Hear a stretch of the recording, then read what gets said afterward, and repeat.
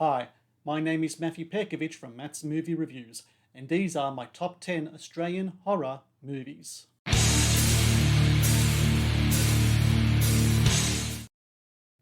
Number 10, Black Water. Diana Glenn and Maeve Dermody star in Black Water as vacationing sisters who find themselves stranded in the mangrove swamps of northern Australia after a man-eating saltwater crocodile capsizes their boat. A gritty croc attack film of high tension and authentic horror, Black Water features great performances from a small yet prestigious cast, a superb use of practical effects, and an effective use of location with the mangrove swamps of Sydney's Georges River standing in for Northern Australia. Number 9, Psychosis.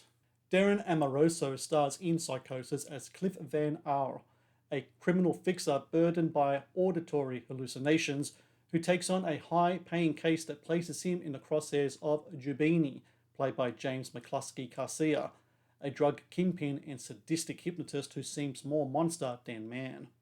Psychosis writer and director Pierre Martin takes traditional neo-noir elements and contorts them to fit his unique vision of a gumshoe odyssey through the strange and surreal, where costumed vigilantes and masked villains occupy a dark and paranoid world that is as horrific as it is darkly comedic.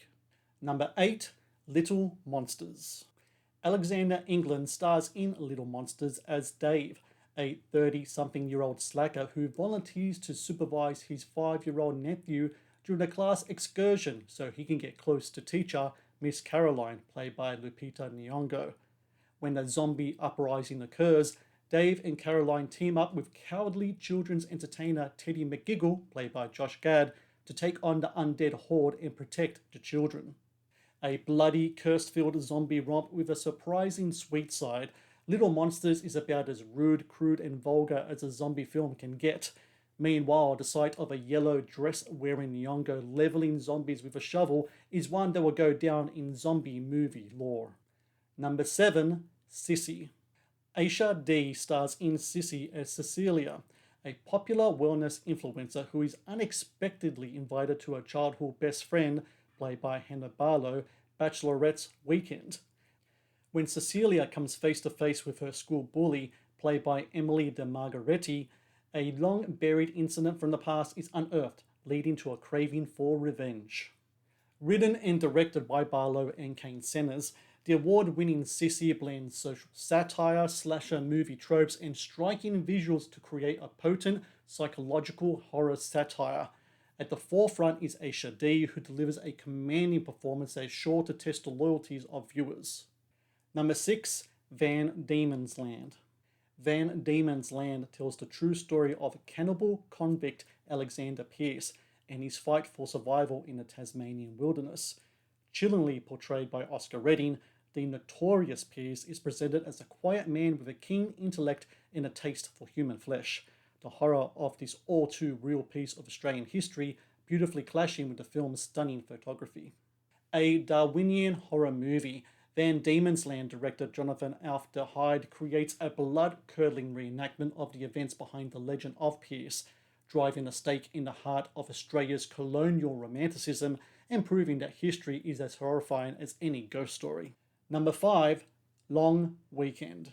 While the Australian landscape has long been a prominent factor in many Aussie films, Long Weekend took it one step closer by having the environment and its varied inhabitants play the role of revengeful antagonist, as we witness an estranged couple, played by Brian Eberhetz and John Hargraves, receive their comeuppance after they act out crimes against the environment with little or no regret.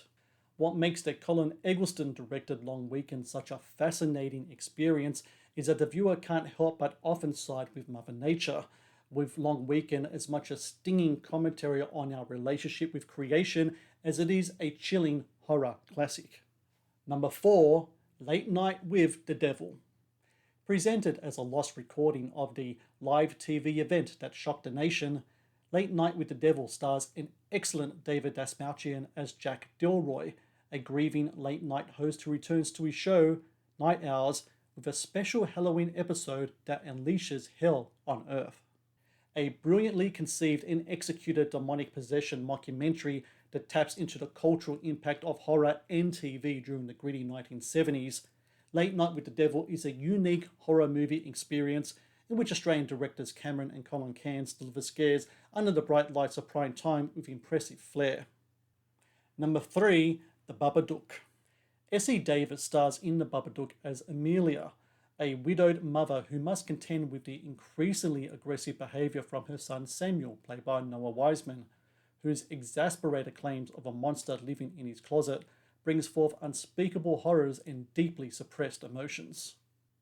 Filmmaker Jennifer Kent's directorial debut, The Babadook features an incredible performance by Essie Davis and a palpable sense of dread and foreboding that lurks behind every door and under every bed.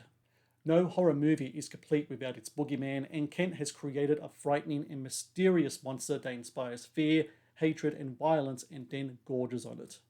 Number 2, Talk to Me. Sophie Wilde stars in Talk to Me as Mia, a teenager still grieving the loss of her mother a year prior. When Mia takes part in a unique seance ritual involving the amputated hand of a psychic encased in a clay cast, demonic spirits begin to exploit Mia's fragile psyche, leading to unspeakable horrors. A frightening and innovative tale of grief, loneliness, and the dire consequences of messing with the dark arts, the feature film directorial debut of brothers Danny and Michael Philippou is, in its basic form, a demonic possession movie, yet the filmmaking skill and approach to storytelling brings a new lease of life to a worn-out subgenre of horror. Number 1, Lake Mungo. A film about grief and revelation, Lake Mungo succeeds as both a portrait of a family in mourning and a chilling ghost story where even a simple photograph featuring a paranormal apparition can give chills. Gorgeously shot and impeccably acted, writer and director Joel Anderson uses the ever-popular mockumentary format and makes it his own, turning in a film that is incredibly frightening yet anchored with an undeniable sense of humanity. Hollywood have long attempted a remake, but they'll be hard-pressed to copy the sublime style, intimate horror, and heartfelt emotion found in Lake Mungo. Thank you for watching the Matt's Movie Reviews channel. Please subscribe for more reviews, podcast interviews, and exclusive content.